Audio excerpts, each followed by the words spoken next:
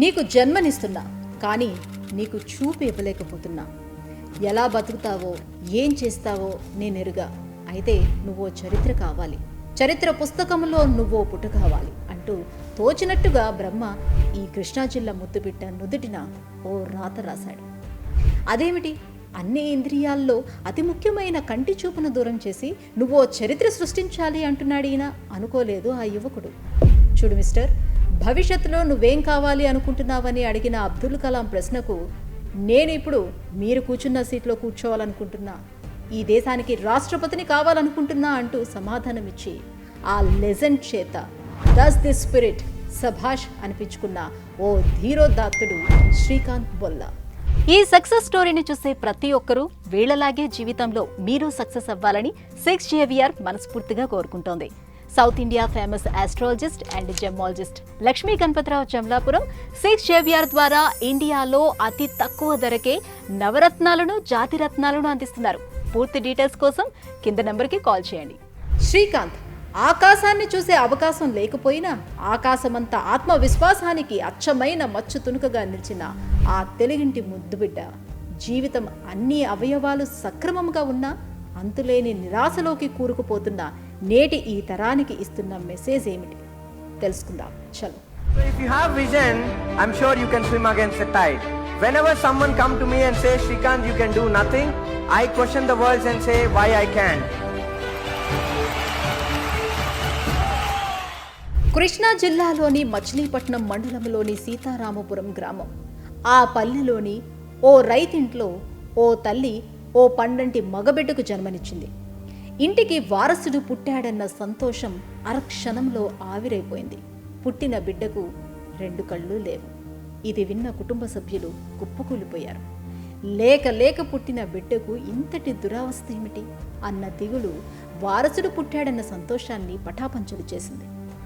ఆ దిగుళ్లతో, కష్టాలతో తనకేం సంబంధం అన్నట్లుగా కాలం ముందుకు కదిలింది. నెలలు గడిచాయి. చూద్దాం, కొన్ని నెలలు దాటితే కళ్ళు తెరుచుకుంటాడేమో అన్న ఆశ కూడా అడియాసే అయిపోయింది. మేనరికపు వివాహం.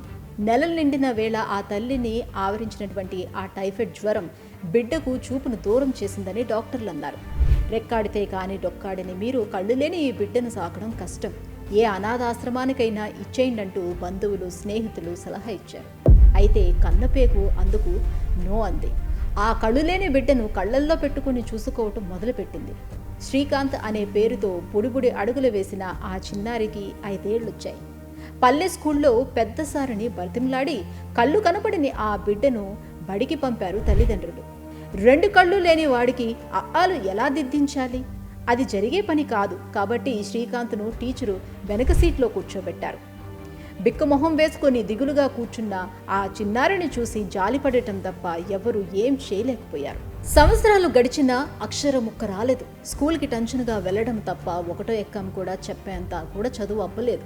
హైదరాబాద్లో అయితే బ్లైండ్ స్కూళ్ళుంటాయి, అక్కడ చేర్పించండి, 4 అక్షర ముక్కలైనా వస్తాయని ఎవరో చెప్పడంతో శ్రీకాంత్ చదువు హైదరాబాద్కు మారింది.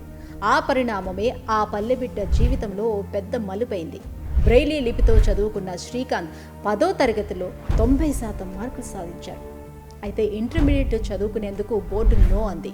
కళ్ళు లేని వారికి ఇంటర్మీడియట్ చదివే అవకాశం లేదంది. ఆ సమయంలో శ్రీకాంత్ పవర్ ఏమిటో, చదువులో అతనికున్న సత్తా ఏమిటో తెలిసిన స్వర్ణలత అనే ఉపాధ్యాయుని అతనికి అండగా నిలిచింది. కోర్టులో కేసు వేశారు. ఇంటర్ చదివేందుకు అవకాశం ఇవ్వాలంటూ న్యాయస్థానం తీర్పునిచ్చింది.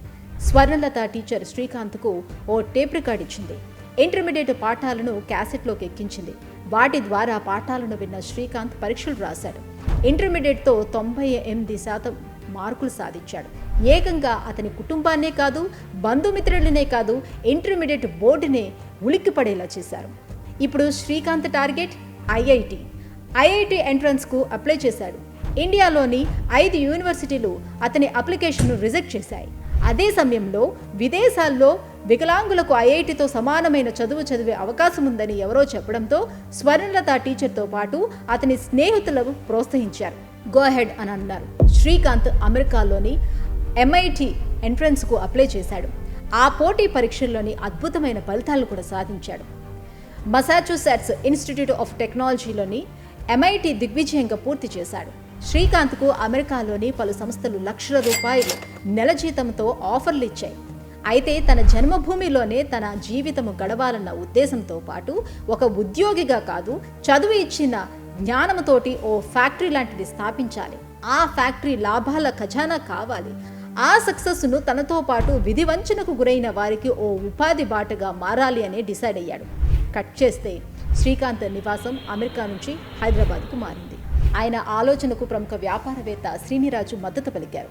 ఓ అద్భుత వ్యాపార ప్రపంచాన్ని సృష్టించే క్రమంలో శ్రీకాంత్ అడుగు ముందుకు పడింది. ఆ అడుగు బొల్లాంత్ ఇండస్ట్రీస్ అయింది. డిస్పోజల్ యుటిలిటీస్ వ్యాపారంలో ఆ కంపెనీ ఓ తురుపు మొక్కగా మారింది. రవిమంతా అనే ఓ యంగ్ మ్యాన్ శ్రీకాంత్కు పార్ట్నర్ అయ్యారు. చక్కటి నాణ్యమైన ఉత్పత్తుల సృష్టి, తక్కువ లాభాపేక్ష 12 ఏళ్ల క్రితం ఊపిరి పోసుకున్న బొల్లాంత్ ఇండస్ట్రీస్ను ఇప్పుడు 100 కోట్ల టర్నోవర్ ఉన్న ఓ వ్యాపార సంస్థగా తీర్చిదిద్దింది. వందలాది మంది దివ్యాంగుల ఉపాధికి మార్గమైంది.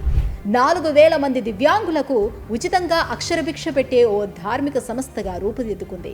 ఏకంగా the Indian business tycoon Ratan టాటాను కూడా ఆ వ్యాపారంలో భాగస్వామిగా చేసుకోగలిగింది. త్వరలో ఐపీలో లిస్టింగ్ కూడా వెళ్లేందుకు రంగం సిద్ధం చేసుకుంటోంది. ఆంధ్రప్రదేశ్ పారిశ్రామిక చరిత్రలో ఓ రికార్డు సృష్టికి తెరలేపగలిగింది. లోకల్ నుంచి గ్లోబల్ దాకా శ్రీకాంత్కు ఏకంగా 20కి పైగా అవార్డులను, రివార్డులను అందించింది. ఈ విశాల భారతావనికి రాష్ట్రపతి నయ్యి తీరుతా అంటున్న శ్రీకాంత్ పొల్ల జీవిత చరిత్ర బాలీవుడ్లో ఓ సందేశాత్మక చలనచిత్రంగా రూపొందిద్దుకుంది. కళ్ళు లేని ఓ యువకుడి జీవితం ఇలా భారతదేశ చరిత్ర పుటల్లో ఓ పుటగా మారింది. శ్రీకాంత్ ది గ్రేట్ అనక తప్పదనిపించింది.